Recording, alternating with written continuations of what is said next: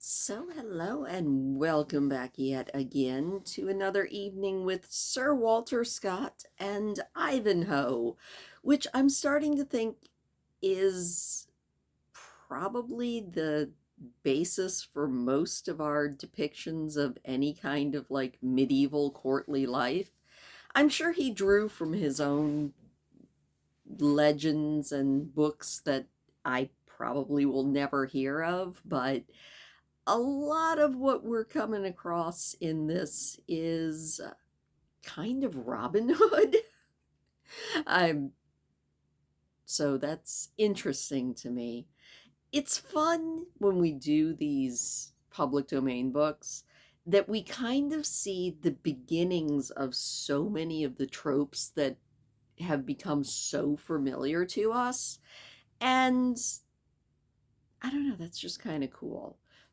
The part I don't like about it is the dense language. I mean, I like to think I'm not stupid, but sometimes all of the words string together and you're like, what on earth did I just read? And you're not entirely sure. That happens to me a lot. Anyway, I hope you guys are all doing well. Um, this will be the last chapter of this week, and we will be rejoining doing chapter 9 on Monday. So I hope you guys all have a fantastic weekend. Also, shout out yet again to my Patreon patron, Hazel. And Hazel, I fixed the kerfuffle, and now all of chapter 5 actually is before chapter 6 on what is being uploaded right now. That is, I like to think that I collate things better now, but back then when I first started reading out loud online, I didn't have a clue what I was doing, and it kind of shows. Of course, the fact that I didn't get it all right, even trying to do the re-upload, shows that I also still quite often don't get it right, but it should all be there now. Fingers crossed. Let me know if anything else needs to be tweaked or fixed. And if you would like to know what I'm talking about, I do have a Patreon open now, and a lot of the things that people are missing from YouTube are being put over there. So if that's something you're interested in, go ahead and go for it. If not, that's also fine. But with all of that being said and or done, it is time to jump into the we're going to the same quote book that we went to last time. So it's time to read a quote, and then we will be jumping into chapter 8 of Ivanhoe by Sir Walter Scott.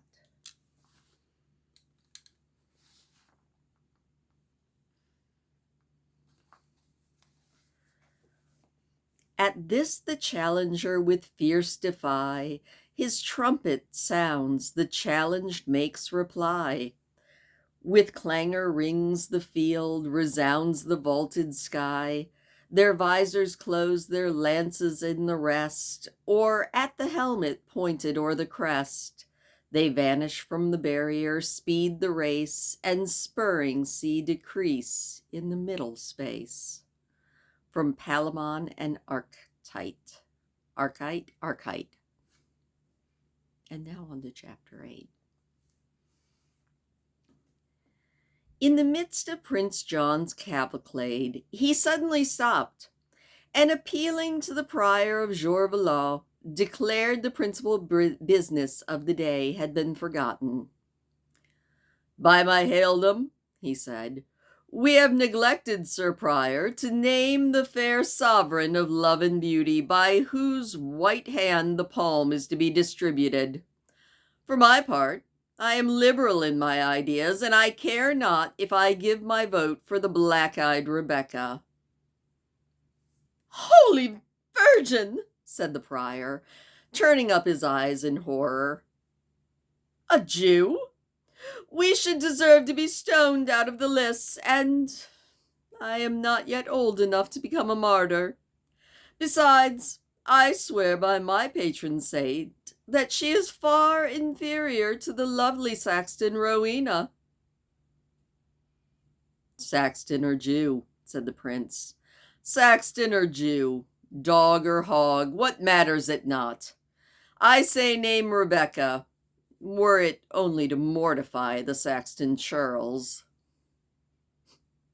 A murmur arose, even among his own immediate attendants. "This is a jest, my lord," said De Bracy. "No knight here will lay lance in rest if such an insult is attempted."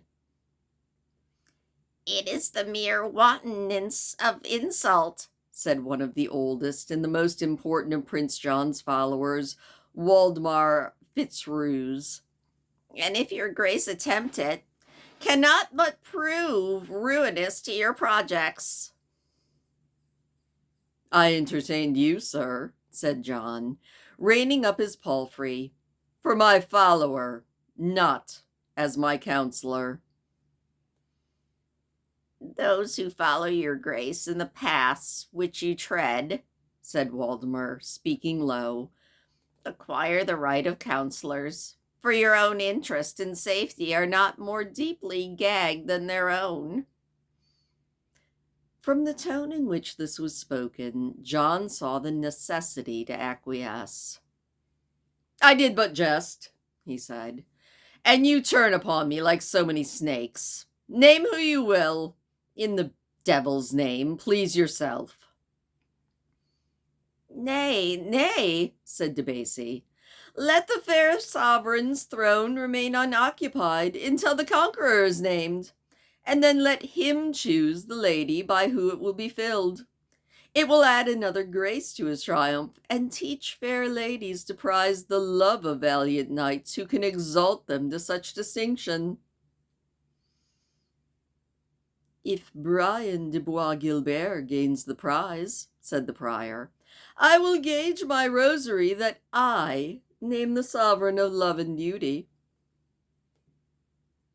"Boy Gilbert," said De Bracy, "is a good lance, but there are others around these lists, Sir Prior, who will not fear to meet him."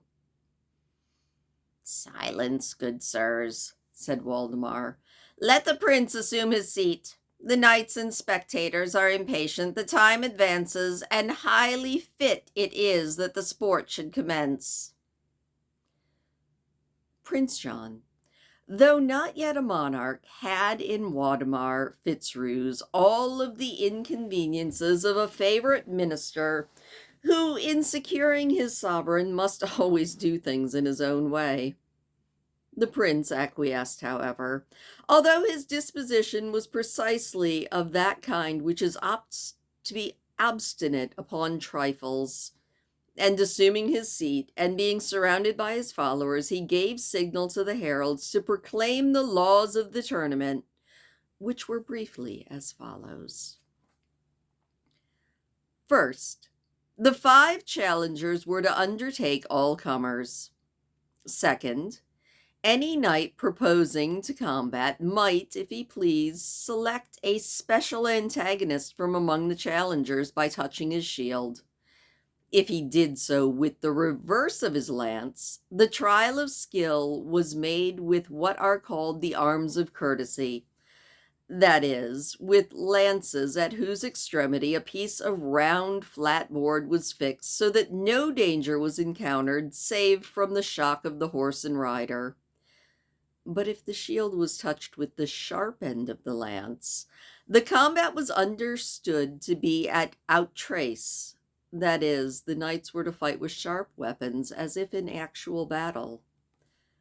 Third, when the knights present had accomplished their vow, by each of them breaking 5 lances, the prince was to declare the victor of the first day's tourney, who should receive as a prize a war horse of exquisite beauty and matchless strength. And in addition to this reward of valor, it was now declared that he should have the peculiar honor of naming the Queen of Love and Beauty, by whom the prize would be given the next day. Fourth, it was announced that on the second day there would be a general tournament, in which all the knights present who were desirous to win praise could take part, and being divided into two brands of equal numbers, might fight it out manfully until the signal was given by Prince John to cease combat. The elected Queen of Love and Beauty was then to crown the knight whom the prince should adjudge to have borne himself best on this second day, with a coronet composed of thin gold plate cut into the shape of a laurel crown. On this second day, the knightly games ceased, but on that which was to follow, feats of archery, bull baiting, and other popular amusements were to be practiced for the more immediate amusement of the people. In this manner did Prince John endeavor to lay the foundation of a popularity which he was perpetually throwing down by some inconsiderate act of wanton aggression upon the feelings and prejudices of his people. The lists now presented a most splendid spectacle.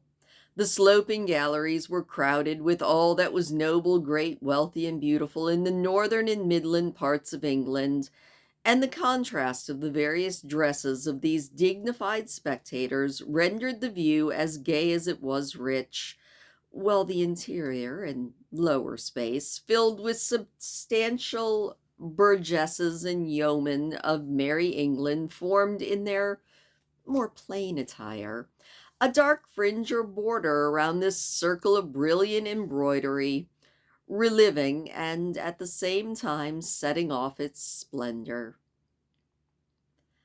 The heralds finished their proclamation with the usual cry of "Largesse, largesse, gallant knights!"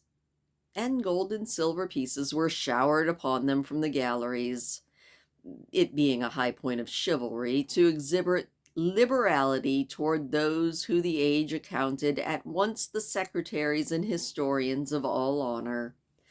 The bounty of the spectators was acknowledged by customary shouts of "Love of ladies, death of champions, honor to the generous, glory to the brave," to which the more humble spectators added their acclamations, and numerous bands of trumpeters flourished their martial instruments.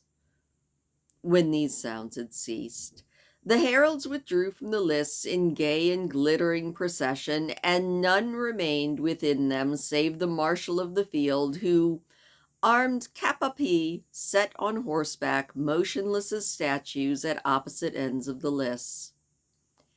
Meantime, the enclosed space at the northern extremity of the lists, large as it was now totally crowded with knights desirous to prove their skill against the challengers, and, when viewed from the galleries, presented the appearance of a sea of waving plumage intermixed with glittering helmets and tall lances, to the extremities of which were, in many cases, attached small pennons about a span's breadth, which, fluttering in the air as the breeze caught them, joined with the restless motion of the feathers to add liveliness to this scene. At long last the barriers were opened, and 5 knights chosen by lot advanced slowly into the arena, a single champion riding in front and the other following in pairs. All were splendidly arrayed, and my Saxton authority, in the Wardour manuscript, records at great length their devices, colors, and embroidery of their horses' trappings. It is unnecessary to be particular on this subject. To borrow lines from a contemporary poet who has written but too little, the knights are dust, and their good swords are rust. Their souls are with the saints, we trust. Their escutcheons have long mouldered from the walls of their castles, and the castles themselves are but green mounds and shattered ruins. The place that once knew them knows them no more. Nay, many a race since theirs has died out and been forgotten in the very land that they occupied, with all the authority of feudal proprietors and lords. Why then would it avail the reader to know their names, or the evanescent symbols of their martial rank? Now, however, no whit anticipating the oblivion which awaited their names and their feats, these champions advanced through the lists, restraining their fiery horses and compelling them to move slowly, while at the same time they exhibited their paces together with the grace and dexterity of their riders. As the procession entered the lists, the sound of a wild, barbaric music was heard from behind the tents of the challengers, where performers were concealed. The music was of Eastern origin, having been brought from the Holy Land, and the mixture of cymbals and bells seemed to bid welcome and defiance at once to the knights as they advanced. With the eyes of an immense concourse of spectators fixed upon them, the 5 knights advanced up the platform upon which the tents of the challengers stood, and there they separated themselves, each touching slightly and with the reverse of his lance the shield of the antagonist to whom he wished to oppose himself. The lower order of spectators in general, nay, many of the higher class as well, and it is even said several of the ladies, were rather disappointed at the champions choosing the arms of courtesy. For the same sort of persons who in the present day applaud at most highly the deepest of tragedies were then interested in tournament exactly in proportion to the danger incurred by the champions. Having shown their more pacific purposes, the champions retreated to the extremity of the lists, where they remained drawn up in a line, while the challengers, sallying each from their pavilion, mounted on their horses, and led by Brian de Bois Guilbert, descended from the platform and opposed themselves individually to the knights who had touched their respective shields. At the flourish of clarions and trumpets, they started out against each other at full gallop, and such was the superior dexterity or good fortune of the challengers that those opposed to Bois Guilbert, Malvision, Fond de Boeuf rolled down onto the ground. The antagonist of Grantsamel, instead of bearing his lance point fair against the crest of the shield of his enemy, swerved so much from the direct line as to break the weapon athwart the person of his opponent, a circumstance which was accounted more disgraceful than that of actually being unhorsed, because the latter might happen from an accident, while the former showed awkwardness and a want of management of weapon and horse. The 5th knight alone maintained the honor of his party, and parted fairly with the Knight of St. John, with both of them splintering their lances without advantage to either. The shouts of the multitude, together with the acclamations of the heralds and the clangor of the trumpets, announced the triumph of the victors and the defeat of those vanquished. The former retreated to their pavilions, and the latter, gathering themselves up well as they could, withdrew from the lists in disgrace and despair, to agree with their victors concerning the redemption of their arms and their horses, which, according to the laws of the tournament, they had now forfeited. The 5th of their number alone tarried in the lists long enough to be greeted by the applause of the spectators, amongst whom he retreated to the aggravation, no doubt, of his companions. A second, and then a third party of knights took the field, and although they had various successes, upon the whole the advantage decidedly remained with the challengers, not one of whom lost his seat or swerved from his charge. Misfortunes which befell one or two of their antagonists in every single encounter. The spirits, therefore, of those opposed to them seemed considerably dampened by the champions' continued success. 3 knights only appeared on the 4th entry, who, avoiding the shields of Bois Guilbert and Fond de Boeuf, contented themselves with touching those of the 3 knights who had not completely manifested their strength and dexterity. This politic selection did not alter the fortune of the field. The challengers were still successful. One of their antagonists was overthrown, and both of the others failed in the attempt. that is, the striking the helmet or shield of their antagonist firmly and strongly with the lance in a direct line so that the weapon might break unless the champion was thrown off. After this fourth encounter, there was a long pause, nor did it appear that anyone was desirous of renewing this contest. The crowd murmured amongst themselves, for among the challengers, Malvision and Fondeboeuf were unpopular from their character, and the others, except for Grantisanel, were unliked both as strangers and foreigners. But no one shared the general feeling of dissatisfaction so keenly as Cedric the Saxon, who saw in each advantage gained by the Norman challengers a repeated triumph over the honor of England. His own education had taught him no skill in the games of chivalry, and the arms of his Saxon ancestors he had acquitted himself, but not on the field. He looked anxiously to Athelstine, who had learned the accomplishments of the age, as if desiring that he should make some personal effort to recover the victory which was passing into the hands of the Templar and his associates. But though both stout of heart and strong of person, Athelstine had a disposition too inert and unambitious to make exertions that Cedric seemed to be expecting from him.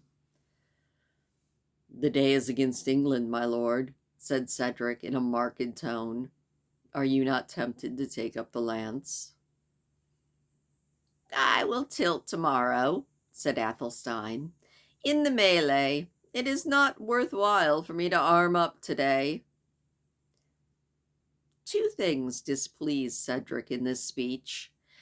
It contained the Norman word melee, and it evinced some indifference to the honor of the country. But it was spoken by Athelstine, who he held to be in such profound respect that he would not trust himself to canvass his motives or his foibles. Moreover, he had no time to make any remark, for Wamba thrust in his word, saying, "It was better, though scarce easier, to be the best man among 100 than the best out of 2. Athelstine took this observation as a serious compliment, but Cedric, who better understood the jester's meaning, darted him a severe, menacing look, and lucky it was for Wamba, perhaps, that the time and place prevented his receiving, notwithstanding his place in service, more sensible marks of his master's resentment. The pause in the tournament was still uninterrupted, except by the voices of the heralds saying, "Love of ladies, splintering of lances, stand forth, gallant knights, fair eyes wish to look upon your deeds."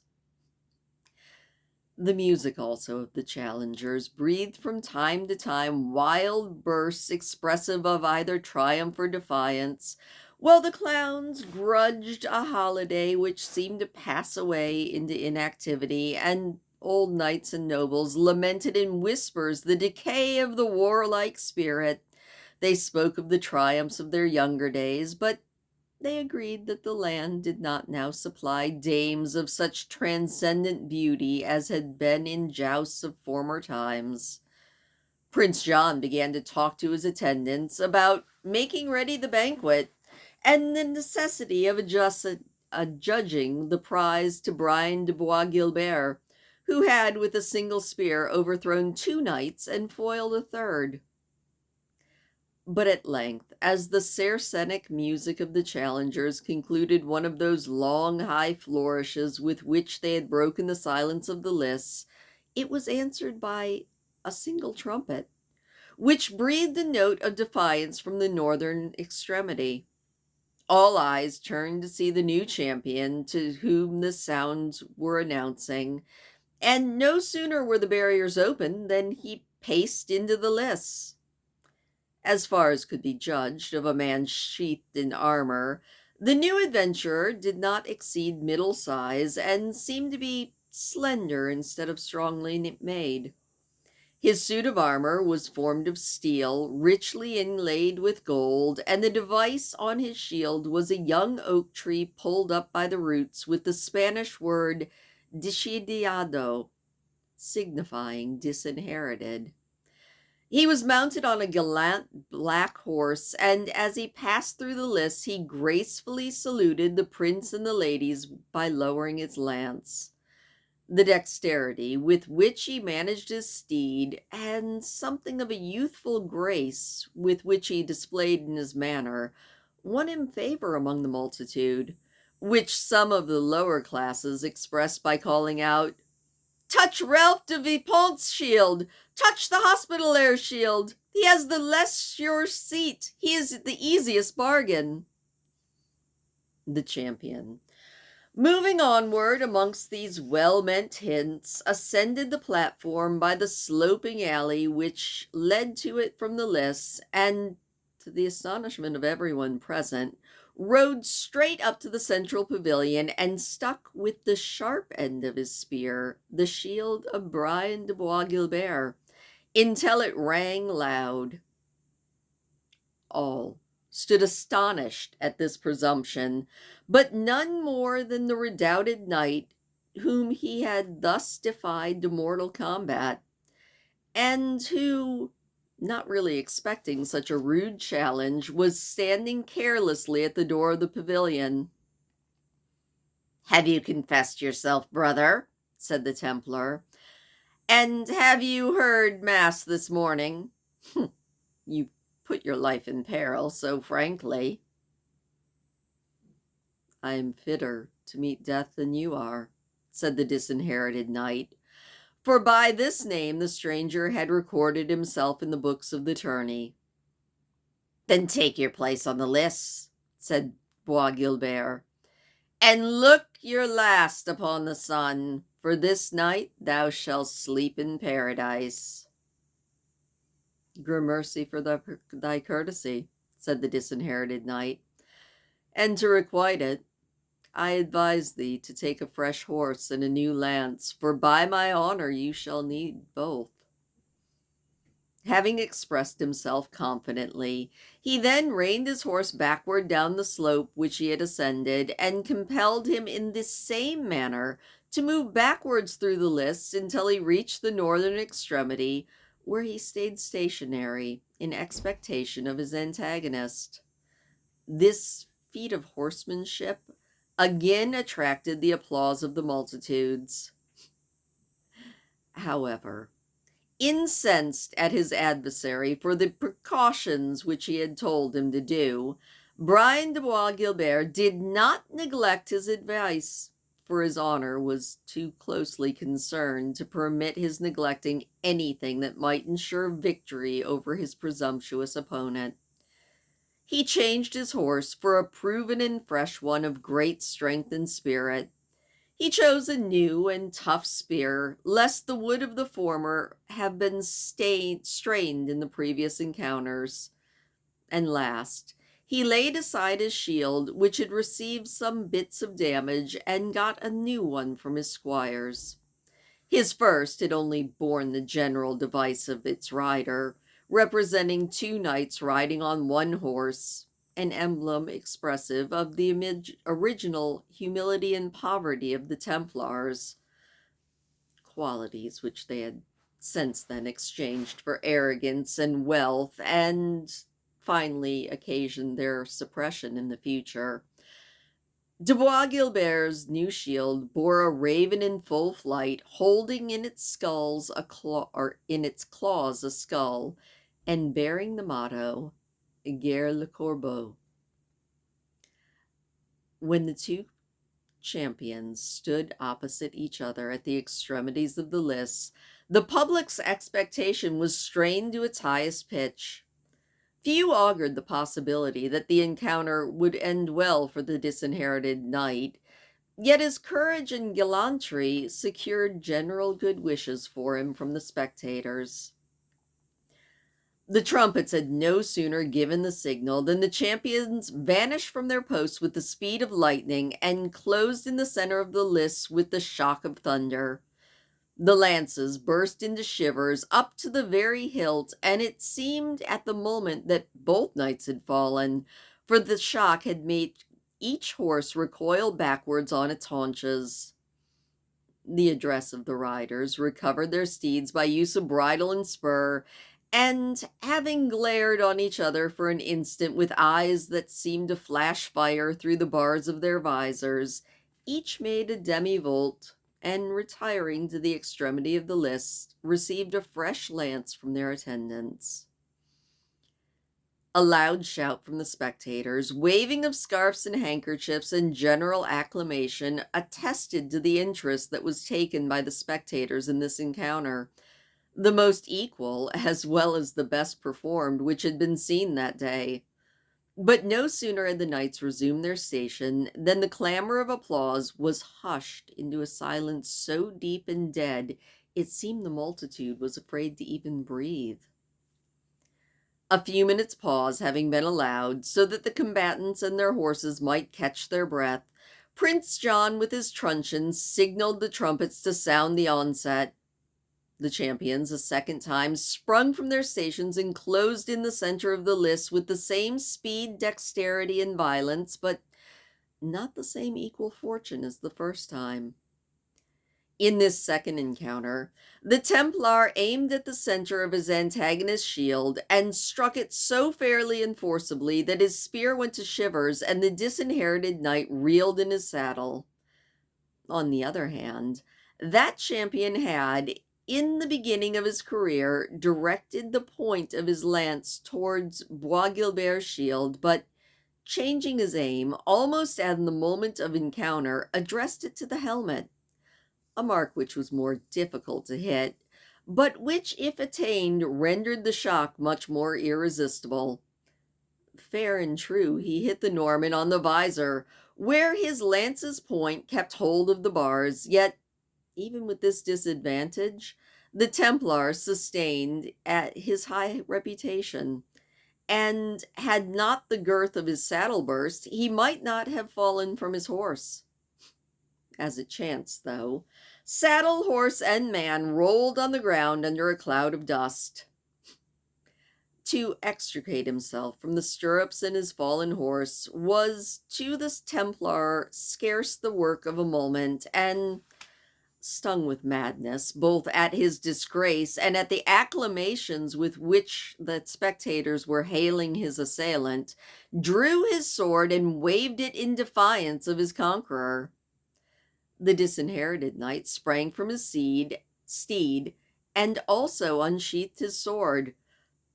The marshals of the field, however, spurred their horses between them and reminded them that the laws of the tournament did not, at least not now, permit this type of encounter.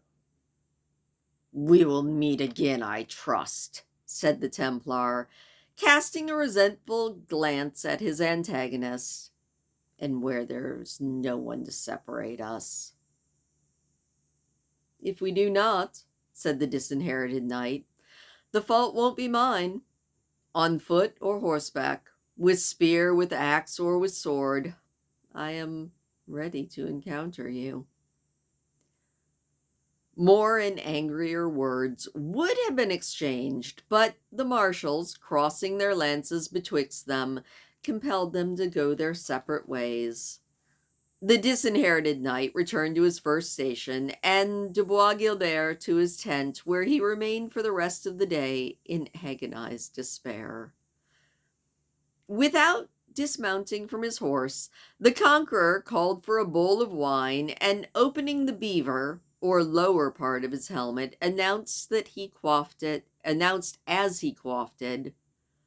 "To all true English hearts, and to the confusion of foreign tyrants." He then commanded his trumpet to sound a defiance to the challengers, and asked for a herald to announce to them that he should make no election, but was willing to encounter them in whichever order they pleased to advance against him. The gigantic Front de Boeuf, armed in sable armor, was the first to take the field.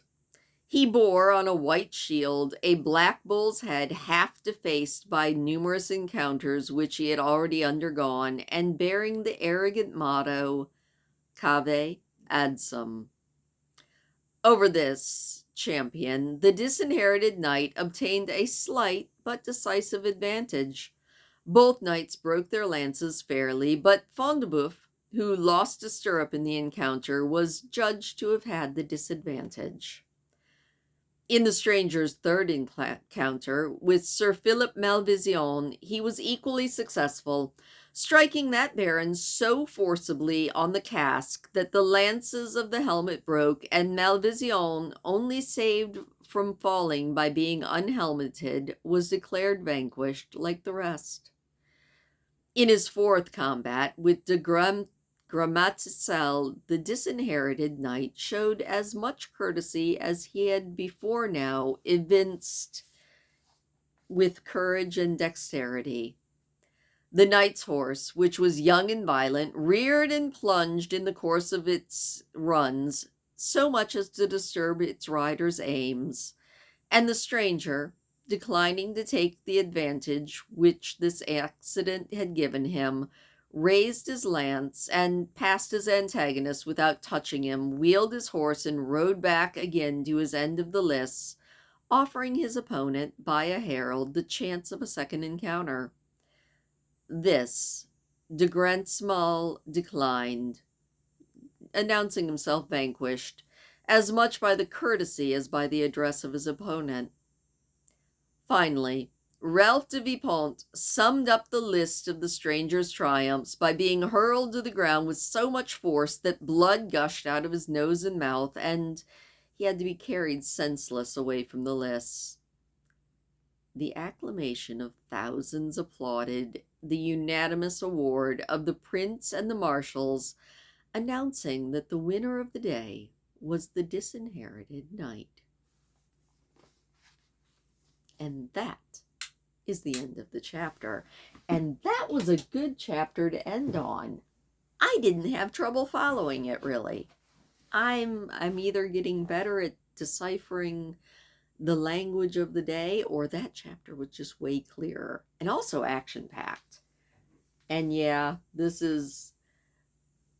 reminds me, and I think Hazel pointed it out, I think it was Hazel in one of the last chapters, that this is almost the plot of Robin Hood, Prince of Thieves, which is kind of funny, and which I might have to watch again.